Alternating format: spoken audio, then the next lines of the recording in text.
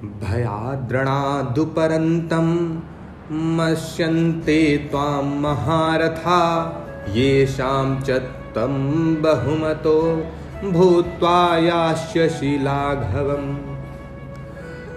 तू ऐसा समझता है कि मैं तो केवल अपना कल्याण करने के लिए युद्ध से उपरत हुआ हूं, परंतु अगर ऐसी ही बात होती और युद्ध को तू पाप समझता तो पहले ही एकांत में रहकर भजन स्मरण करता और तेरी युद्ध के लिए प्रवृत्ति भी नहीं होती।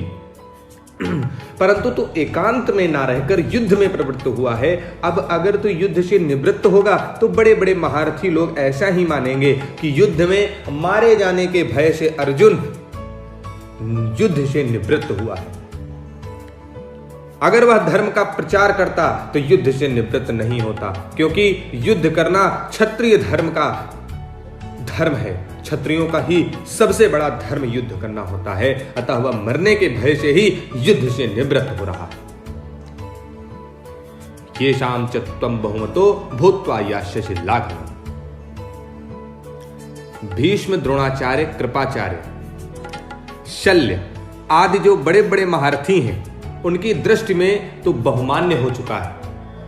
अर्थात उनके मन में यह विश्वास है कि युद्ध करने में नामी शूरवीर तो अर्जुन ही है।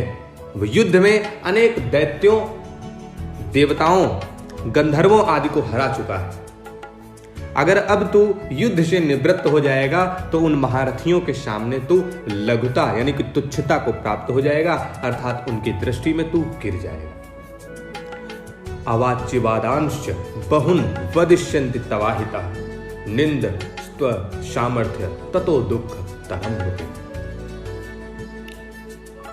भगवान कहते हैं कि अहित नाम शत्रु का है, अहित करने वाले का है। तेरे जो दुर्योधन, दुशासन, कर्ण आदि शत्रु हैं, तेरे वैर ना रखने पर भी वे स्वयं तेरे साथ वैर रखकर तेरा अहित करने वाले हैं।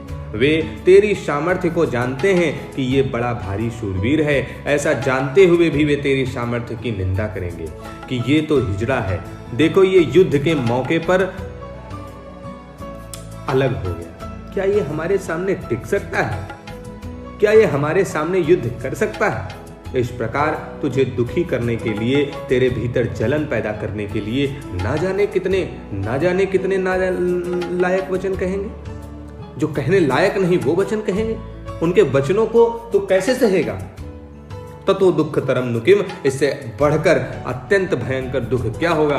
भगवान श्री कृष्ण आगे कहते हैं, क्योंकि ये देखा जाता है कि जैसे मनुष्य तुच्छ आदमियों के द्वारा तिरस्कृत होने पर अपना तिरस्कार सह नहीं सकता और अपनी योग्यता से, अपनी शूरवीरता से अधिक काम करने के मर मिटता है, ऐसे ही जब शत्रुओं के द्वारा तेरा सर्वथा अनुचित तिरस्कार हो जाएगा पर उसको तू सह नहीं सकेगा और तेजी में आकर युद्ध के लिए कूद पड़ेगा। तेरे से युद्ध किए बिना रहा नहीं जाएगा। अभी तो युद्ध से उपरत हो रहा है, पर जब तू समय पर युद्ध के लिए कूद पड़ेगा तब तेरी कितनी निंदा होगी, उस निंदा को तू कैसे सह सकेगा?